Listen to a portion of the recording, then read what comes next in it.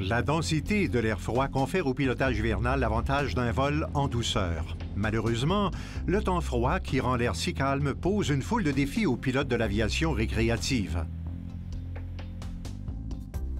On ne peut trop insister sur l'importance d'une vérification pré-vol minutieuse, même si cela signifie généralement passer plus de temps dehors soumis aux éléments.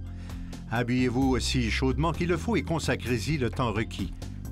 La façon de s'assurer que son aéronef est toujours prêt à voler, c'est de le tenir bien maintenu.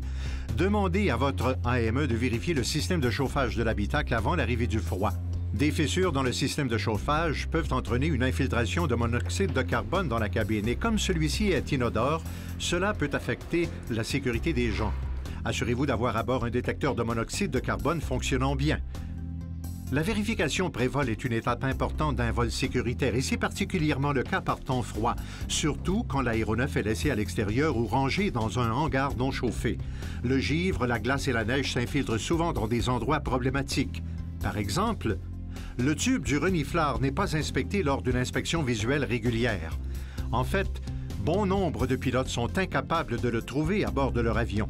Mais quand le tube du reniflard gèle et se bouche, cela peut entraîner une perte d'huile considérable.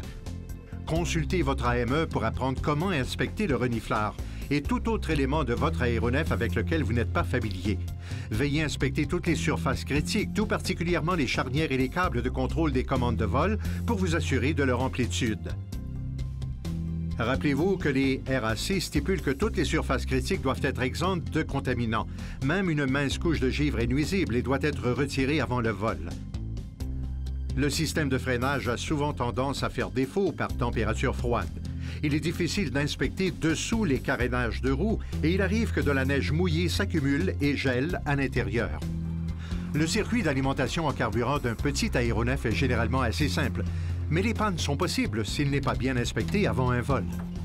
Portez attention aux bouchons de remplissage. Assurez-vous qu'ils ne soient pas endommagés, ce qui permettrait à l'eau et d'autres contaminants de s'infiltrer. Il arrive que les bouchons à évent soient bloqués par la glace. Vérifiez-en le fonctionnement car une obstruction de l'évent nuirait à l'alimentation du moteur en carburant. Vous devez être vigilant lorsqu'il y a de l'eau dans les réservoirs. Elle doit être entièrement éliminée. Même une quantité minime d'eau gelée dans une conduite peut complètement couper l'alimentation en carburant du moteur. Finalement, ne tentez pas de démarrer un moteur imprégné de froid. Un moteur soumis à des températures inférieures à moins 7 degrés Celsius, comprenant le facteur de refroidissement éolien, devrait être soigneusement préchauffé. Consultez votre manuel d'utilisation de l'aéronef pour obtenir des recommandations spécifiques. Non seulement le préchauffage aide au démarrage, mais il contribue à réduire l'usure et le risque de dommages permanents. Lorsqu'un moteur est démarré à froid sans préchauffage adéquat, l'huile, encore figée, ne lubrifiera pas toutes les pièces du moteur. À défaut d'un hangar chauffé, une source de chaleur électrique à basse tension est votre meilleure solution. Un système à basse tension permet de préchauffer le carter d'huile ainsi que les cylindres du moteur. Utilisé de concert avec une épaisse bâche à moteur, vous parviendrez à hausser suffisamment la température du moteur pour le démarrage.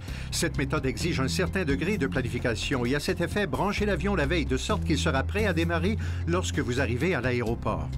Une autre solution consiste à utiliser une source de chaleur auxiliaire à éventail. Cette méthode de préchauffage est parfois problématique car le moteur n'est souvent que superficiellement réchauffé. Assurez-vous de ne pas seulement réchauffer les cylindres. Dirigez la chaleur vers le carter d'huile, les conduites ainsi que les cylindres. Une application superficielle de chaleur risque d'endommager le moteur. Il arrive que le moteur parvienne à démarrer malgré que l'huile dans le carter ou les conduites soit encore figée.